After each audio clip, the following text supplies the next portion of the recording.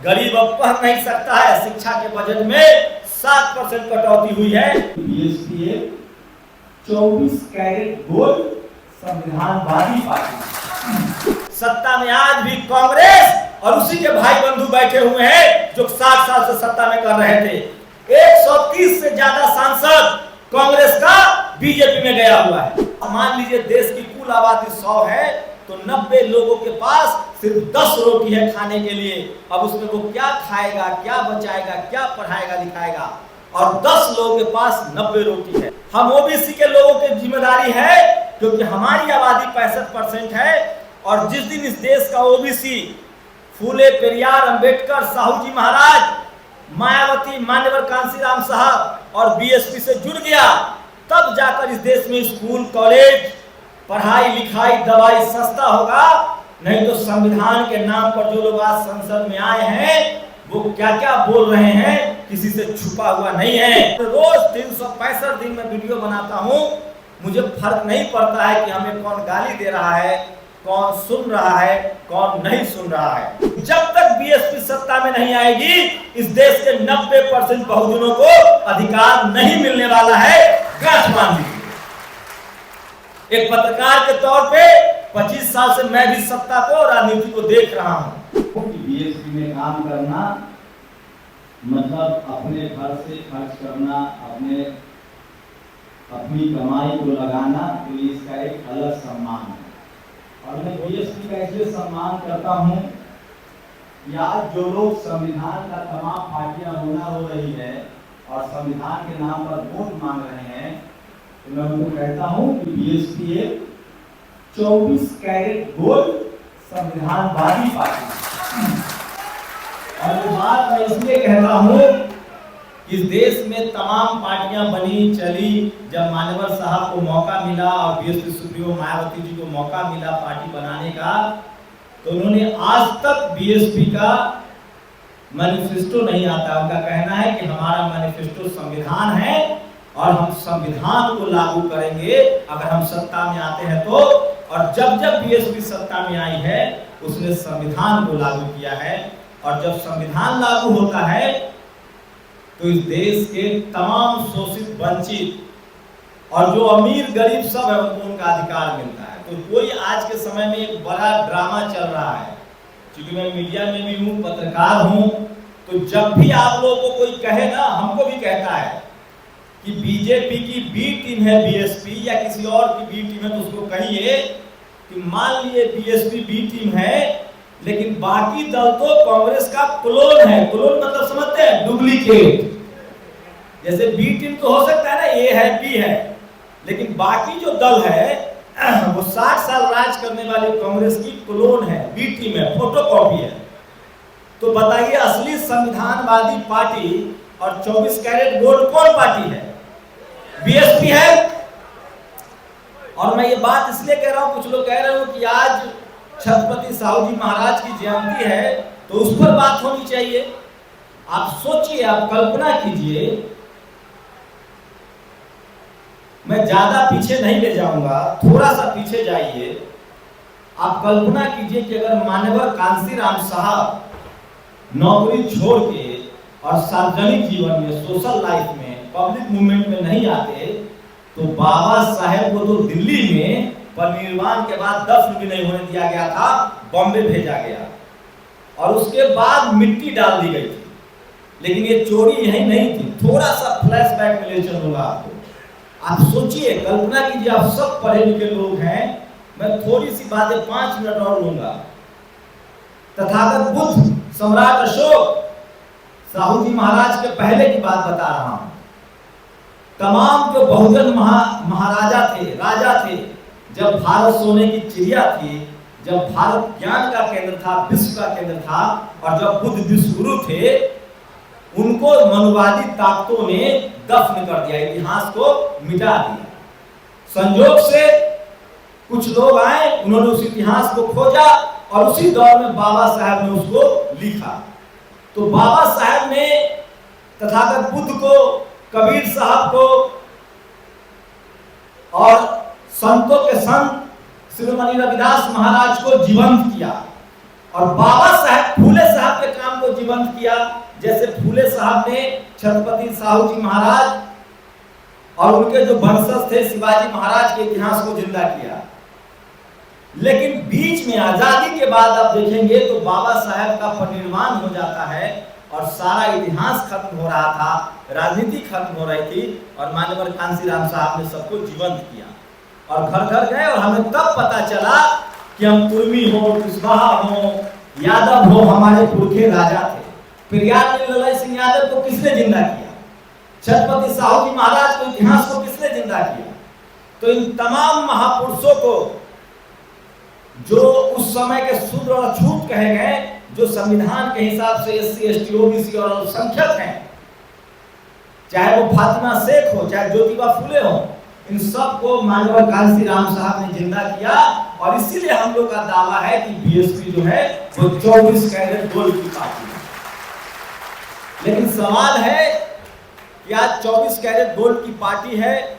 मायावती जी जब मुख्यमंत्री बनी तो उन्होंने ज्योतिबा फुले इंटर कॉलेज बनाए, अस्पताल बनाए, स्कूल बनाए, माननीय कांशीराम साहब हॉस्पिटल बनवाया, महापुरुषों के नाम पर जिला का नाम रखा और लखनऊ और नोएडा का बहुजन स्मारक पार्क तो किसी से छुपा हुआ नहीं है। तो ये सब क्या था? ये सब साहू जी महाराज, छत्रपति महाराज को जिंदा करने की बात थी। आज हम लोग को फिर से जातियों में बांट दिया गया और बहुजन नहीं बन पा रहे हैं। आप कल्पना कीजिए कि मायावती जी एक बार फुल फ्लेज मुख्यमंत्री नहीं बनती तो क्या साहू जी महाराज के नाम पर जिला होता और आदमकद मूर्तियां लगती? और उसको भी कुछ लोगों ने खत्म कर दिया। तो मैं फिर कह रहा हूं कि इस देश में बहुजन महापुरुषों का अगर कोई मान सम्मान किया है, कर रहा है और आगे करेगा तो वो 24 कैरेट गोल्ड संविधानवादी पार्टी BSP ही करेगी। और मैं फिर कह रहा हूं, जब तक आपकी सत्ता नहीं होगी तब तक ये सब संभव नहीं है। छत्रपति साहू जी महाराज ने बाबा साहब के लिए जो भी किया, जातिगत पहला सर्वे करवाया अपने राज्य में, एक दलित जो उनको अछूत कहा जाता था, जिनको शूद्र कहा जाता था, उनके चाय की दुकान खुलवाए क्योंकि वो राजा थे। और जब तक हम लोग सत्ता में नहीं आएंगे तब तक कुछ नहीं होगा। और हमारे सत्ता में आने का एक ही तरीका है कि तमाम जो बैकवर्ड समाज की जातियां हैं और वो जिम्मेदारी SC समाज के लोग, रविदास समाज के लोग उठा रहे हैं।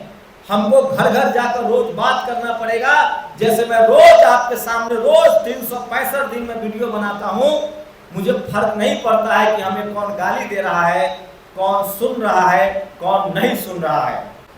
दुनिया की सच्चाई है कि आप एक बार में पत्थर को रस्सी से नहीं तोड़ सकते हैं, लेकिन आप रोज रस्सी उस पर आगे पीछे करेंगे तो पत्थर घिस जाता है।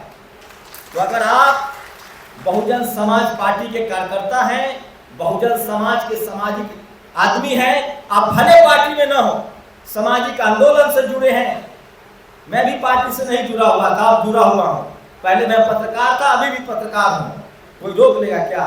लेकिन सवाल है कि इस देश के 90% लोगों को साहू जी महाराज के भारत का सपना तभी पूरा होगा, साहू जी महाराज का सपना तभी पूरा होगा जब जाति जनगणना होगी और तमाम 90% लोग, आप लोग कल्पना कीजिए, जिन लोगों ने हमको जातियों में बांटा था, आज भी हम कुर्मी, कुशवाहा, यादव में बटे हुए हैं और OBC जब तक नहीं बनेंगे। आप सोचिए, नया नया सर्वे आया है कि 90 लोगों के पास, मान लीजिए देश की कुल आबादी 100 है तो 90 लोगों के पास सिर्फ 10 रोटी है खाने के लिए। अब उसमें वो क्या खाएगा, क्या बचाएगा, क्या पढ़ाएगा लिखाएगा? और 10 लोगों के पास 90 रोटी है। लेकिन मैं फिर कह रहा हूं, इस देश में जितने दल हैं, जितने सामाजिक कार्यकर्ता हैं, राजनीतिक दल है, उनको 24 कैरेट गोल्ड BSP को चुनना पड़ेगा। तब जाकर आपके महापुरुषों का सम्मान होगा और तभी आपको संवैधानिक अधिकार मिलेगा और तभी संविधान लागू होगा। और सोचिए, अगर BSP नहीं होती और BSP का खौफ नहीं होता और BSP का डर नहीं होता कि BSP जब चुनाव लड़ती है तो सबको संविधान की बात करनी पड़ती है।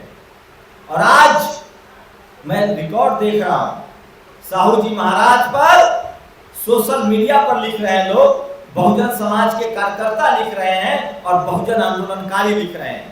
और एक बात तो गांठ बांध लीजिए, इस देश में पिछले बाबा साहेब के परिनिर्वाण के बाद अगर सामाजिक आंदोलन किसी पार्टी ने चलाया है, किसी नेता ने चलाया है, किसी दल ने चलाया है, तो मानवर कांशीराम साहब, मायावती जी और बीएसपी ने चलाया है, DS4 ने चलाया है और बानसेफ ने चलाया है।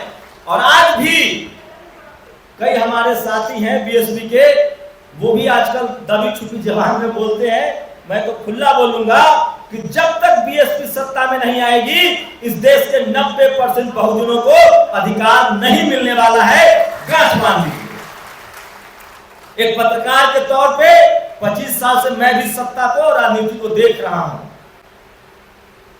और जब तक सामाजिक आंदोलन वाले लोग, और इसकी जिम्मेदारी बीएसपी के कार्यकर्ताओं के लेनी पड़ेगी, ताकि साहू जी महाराज का भी सपना पूरा हो और इस देश में पूरी तरह से संविधान लागू हो। आप लोगों को लगता होगा कि पैसा नहीं है, संसाधन नहीं है, तो कैसे राजनीति होगी। मुझे लगता है कि ये सब हम लोग को डराने के लिए किया गया है। हमें डरना नहीं है, पैसे से राजनीति नहीं होती है, पैसे से ही सामाजिक आंदोलन नहीं होता है, उसके लिए जुनून चाहिए। और आप लोग साहू जी महाराज को इतने लोग मानने वाले हैं, और इस देश के तमाम जितने ओबीसी के कितने लोग हैं यहाँ हाथ उठाइए, मैं भी ओबीसी हूं।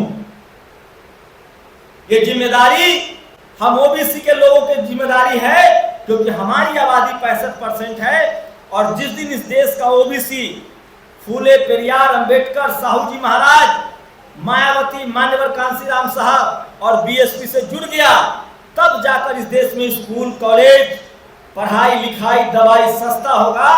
नहीं तो संविधान के नाम पर जो लोग आज संसद में आए हैं, वो क्या क्या बोल रहे हैं, किसी से छुपा हुआ नहीं है।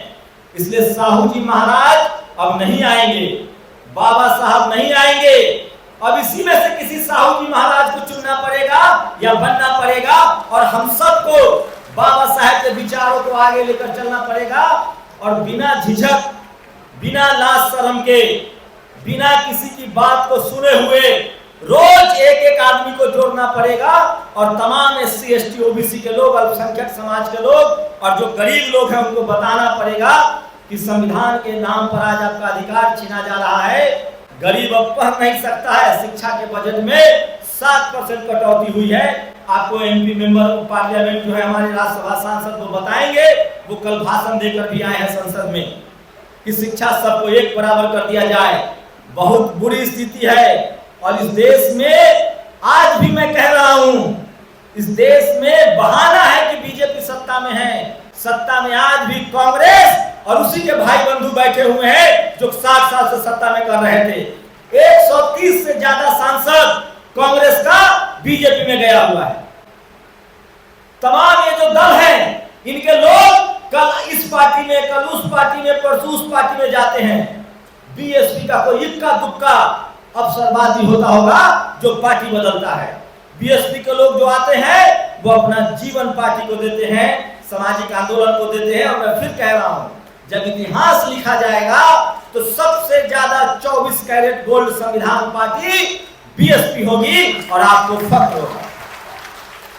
इसलिए अनिल भाई का भी हाथ मजबूत कीजिए आप लोग बिहार में, और अभी से लग जाइए। विधानसभा का चुनाव है और आप चाहते हैं कि साहू जी महाराज के नाम पर चौक चौराहे का नाम पड़े, स्कूल कॉलेज का नाम पड़े, आपके मान सम्मान हो आपके पुरखों का, चाहे सम्राट अशोक हो, चाहे साहू जी महाराज हो, तो उसके लिए सत्ता में आपको आना पड़ेगा। और सत्ता में आने के लिए अंतिम बात कह रहा हूं, और कुछ नहीं चाहिए। इस देश का दलित, पिछड़ा, किसान, आदिवासी, अल्पसंख्यक, गरीब सबसे ज्यादा मेहनत कश है। खेत हम जोतते हैं, ट्रेन हम चलाते हैं, पत्थर हम तोड़ते हैं। एक काम हम लोगों को नहीं आता है, मुंह चलाना। जिस दिन हम लोगों ने बोलना शुरू कर दिया, जबान चलाना शुरू कर दिया, उस दिन हमारी सत्ता होगी। और एक आखिरी लाइन कह रहा हूं कि सोशल मीडिया का जमाना है। जितने लोग यहां बैठे हुए हैं, आप लोग एक एक तस्वीर लीजिए और एक एक तस्वीर उधर की लीजिए और अपने ट्विटर पर, फेसबुक पर पोस्ट कीजिए। अगर आप जमाने के हिसाब से नहीं चलेंगे तो आप पीछे पड़ जाएंगे। अब बैलगाड़ी से दिल्ली नहीं जा सकते हैं आपको हवाई जहाज या ट्रेन लेनी पड़ेगी। अब सोशल मीडिया का जमाना है, आप काम करे न करे प्रचार करना पड़ेगा। और हम लोग तो मेहनत कश लोग हैं, अगर चाहते हैं कि आज कल जिस तरह से वीरांगना फूलन देवी की जो शहादत दिवस है वो ट्विटर पर ट्रेंड कर रहा था, तो फूलन आज साहू जी महाराज के फोटो को सब लोग शेयर कीजिए ताकि दुनिया को पता चले और पूरा देश को पता चले कि बिहार में बीएसपी का झंडा बुलंद हो रहा है और तमाम बहुजन महापुरुषों का सम्मान का जिम्मा बीएसपी ने उठाया है। और बिहार में बीएसपी को भी मजबूत कीजिए, समाज को मजबूत कीजिए, महापुरुषों का सम्मान अपने आप मिलेगा। ये लंबी लड़ाई है, लेकिन इतना ही करना है आपको कि रोज सुबह शाम परिवार भी चलाना है, घर भी चलाना है, और 1 घंटा सुबह और 1 घंटा शाम जवान भी चलाना है। और सबके सामने बीएसपी बहुजन महापुरुषों की बात को आपको कहना है, बोलना है। और अब तो सोशल मीडिया प्लेटफॉर्म है, अगर आप उस पर नहीं बोलेंगे, नहीं लिखेंगे तो हमारे हक अधिकार नहीं मिलेंगे। आप लोग मेरी बातों से सहमत हैं तो एक बार जोर से बोलिए, साहू जी महाराज अमर